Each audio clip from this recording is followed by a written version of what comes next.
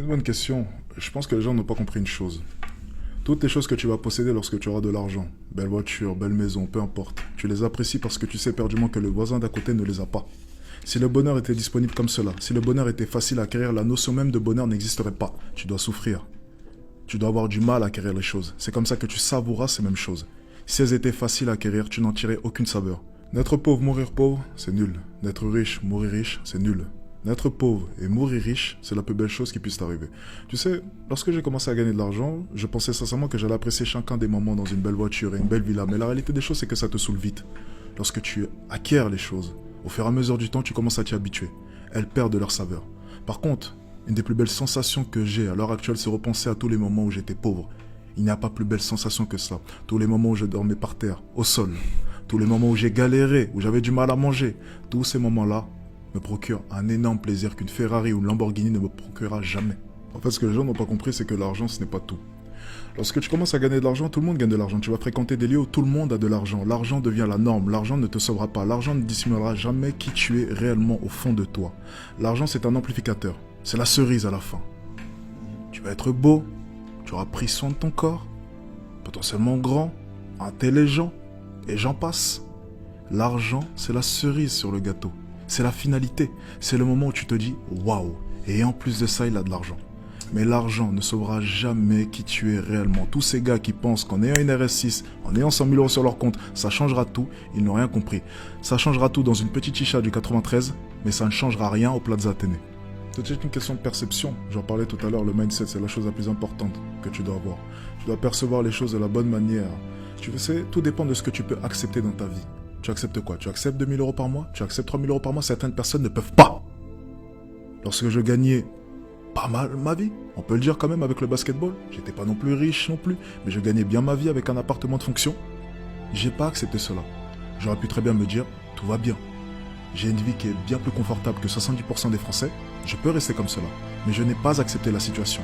Tout dépend de ce que tu peux accepter dans ta vie. Si tu acceptes que tes parents se lèvent à 5 h du matin pour aller travailler pendant que toi tu ne branles rien, c'est que tu n'as rien compris à la vie selon moi.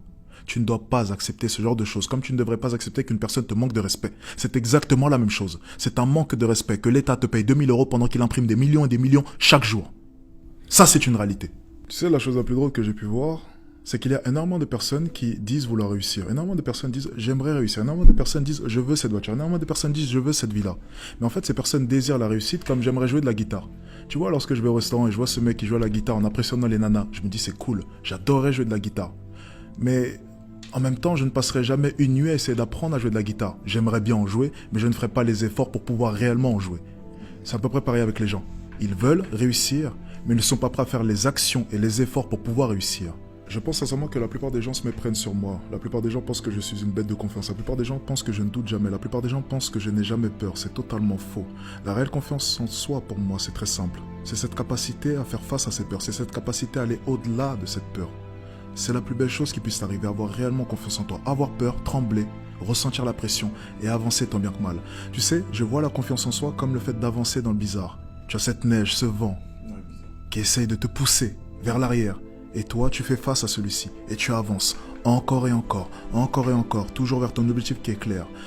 Une des choses les plus importantes, c'est de fixer un objectif. Et énormément de personnes veulent réussir. Énormément de personnes veulent devenir riches.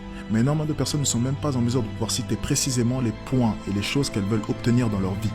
Déjà, fixe clairement tes objectifs. Quelle voiture veux-tu conduire? Quelle villa? Combien veux-tu avoir sur ton compte en banque? Et ensuite, chaque jour, lève-toi avec cette idée en tête. Je vais acquérir chacune des choses que j'ai pu décrire et chacun des objectifs que j'ai en tête. Si tu t'assois chaque jour, tu regardes cet appartement que tu veux tant. Tu regardes cette voiture que tu veux tant. Si tu y penses chaque jour, tes actions suivront ta pensée. Les actions sont une conséquence du mindset et donc de ta pensée. Sans mindset, il n'y a pas d'action.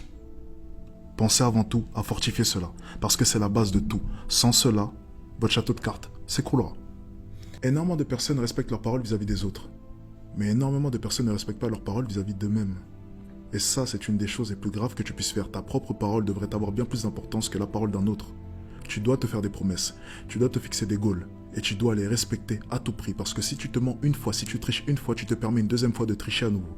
Tu sais, Dire simplement que je n'ai rien à prouver, c'est la plus belle connerie que tu puisses dire. Je pense que c'est la plus belle connerie qu'un homme puisse dire. Je pense qu'on vit dans un monde de compétition. Je pense que c'est joueur contre joueur. Je pense qu'on a tous quelque chose à prouver. Je pense que depuis que nous sommes jeunes, on est noté constamment. Qui aura la meilleure note, qui accédera à la meilleure école, qui gagnera le plus. On vit dans un monde de compétition. Renier ce fait, ce serait être totalement hypocrite et dans le déni vis-à-vis du monde actuel. Je pense sincèrement que tu dois aimer la compétition. Je pense sincèrement que tu dois chercher à être la meilleure version de toi-même. Et je pense que Dieu récompensera la personne qui cherchera toujours à être la meilleure version d'elle-même. Je pense que tu dois te pousser à chaque instant dans tes retranchements. Chaque instant.